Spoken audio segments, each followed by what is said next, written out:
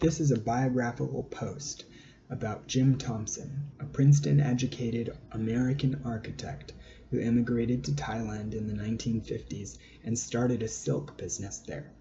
The information is based upon what I learned at the Jim Thompson House Museum in Bangkok, Thailand, as well as what I learned from speaking to some locals in the community, including a weaver whose family had lived there all his life. After a successful trip to Hanoi to buy new silk from our old supplier and also to meet with a new supplier, Tilly and I stopped in Thailand. Since we weren't working, I took a day to go out walking to see what I could on my own. I was interested in traditional Thai silk designs. I had talked to some local tailors in the city and was advised to visit the Jim Thompson store if I wanted to be sure of authentic silk. This is because the Jim Thompson Company owns its own farm and production line. I went to the Jim Thompson House Museum and signed up for a tour. This was the home of Jim Thompson in Thailand. It had a beautiful garden and a collection of ancient artifacts, Buddha sitting on a snake, a tall blue and white porcelain jar from China. Pieces were missing, some paintings on cloth scrolls more than 100 years old, and the artist unknown. Since Jim Thompson was an architect, the home itself was interesting to explore. It was a mix between traditional Thai and Western architecture. The doorways had a footer to block babies in and devils out. The master bedroom had a mouse house, like a dollhouse behind glass where children can watch mice navigate the maze. He took strong interest in the culture of Thailand, collecting antiques and religious and cultural items like art and literature. He even referred to traditional Thai astrologers who told him when to move into his new house, and also what year in the future should he be very cautious. Across the canal from his home there lived a Muslim community of skilled weavers.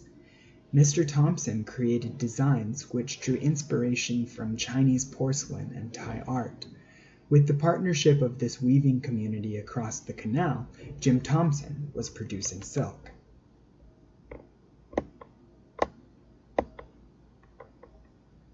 He visited Vogue magazine in New York and marketed his silk to them.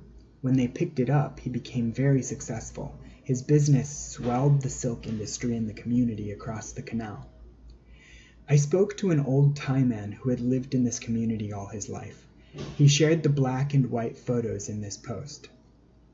He showed a photograph of Jim Thompson on a boat with the old man's own father, seated to the bottom right. The boy working on the boat was the man himself when he was young.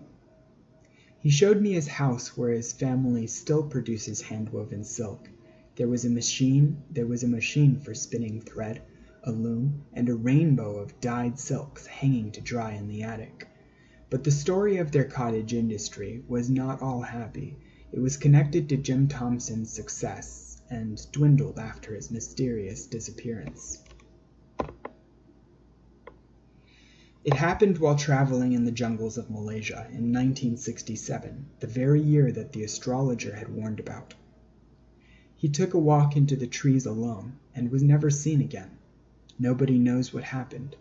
He left no wife or children behind, so his sister and family took over the business. Eventually, to cut costs, the company bought farmland and started its own supply chain, cutting out the weaving community across the canal. This chapter of the saga was not included in the tour at the museum, but it matched up with what the retailers in the city had said. Today, only a few of the weaving families continue to weave silk there. After the tour at the museum, I asked the tour guide about the weaving community across the canal. She confirmed that the weaving industry there was dwindling and that the Jim Thompson Company now supplies its own silk.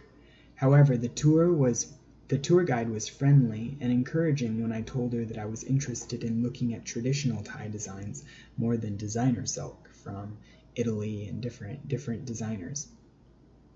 She offered to make a phone call and find out the contact info for one of the family businesses in the weaving community across the canal. I found that it was the address of the same old man weaver I had visited earlier. The designs at that family weaving business did not feature the archaic motifs I was hoping to see, but it was still a good collection. I did a few burn tests and asked questions about their process. They said their silk can't be washed using detergent or bleach, which is always a good tell because only fake silk can withstand bleach and detergent.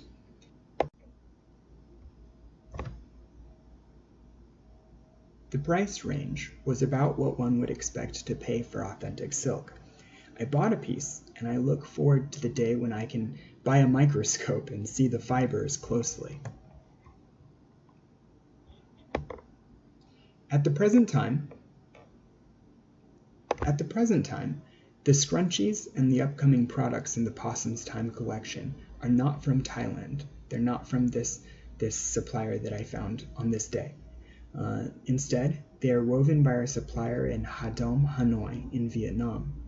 The Possum's Time online store specializes in woven silk designs that tell ancient Vietnamese history and feature symbols and motifs thousands of years old. Original designer goods will be available made using Vietnamese silk and for sale on possumstime.com.